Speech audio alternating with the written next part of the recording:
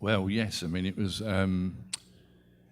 less reproducing the work, more evoking the spirit of what he was looking at, of what he was seeing, what inspired him to journey to Margate, for example, in the first place, which was and still is, obviously that's not changed, famous for its light and famous for its wonderful sunrises, etc. there. So it was evoking that. What drove him, in a way, drove us. And certainly trying to evoke that spirit of all, and there's a lot of it where we're looking through his eyes, across his shoulder. In terms of camera, you know, one thing's lighting, but another thing is where we put the camera, because that's almost more important in one of Mike's films than anything else, is where do you see it from? And a lot of the vantage points in the film are looking from Turner to what he's observing. So that's kind of how we attacked it. Did you have to do a lot of waiting for the right light? We studied Yes. Together, Mike and I, most everything we shot, and decided when we were going to be there at what time of the day.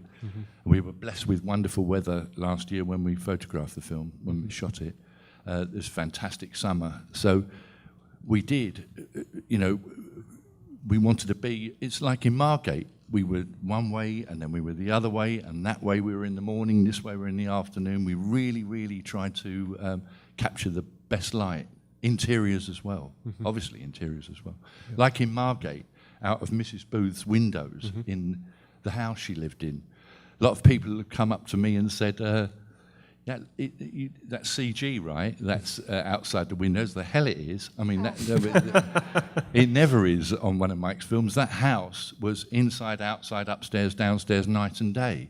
And what Mrs. Booth had behind her when she was in that room, or when Tim was eating his supper, was the view out the window at the right time of the day.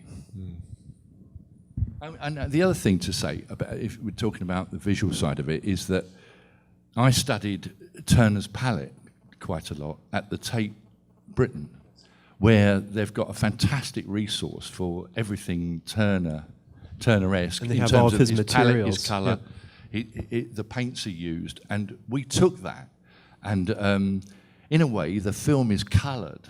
The colorization of the film is very much in the palette of what Turner was using at the time. So we introduced teal, you know, actually he says it in the film, and so does his father. When the father's buying the paints, we kind of used the paints that he was buying in that colour shop as our own palette.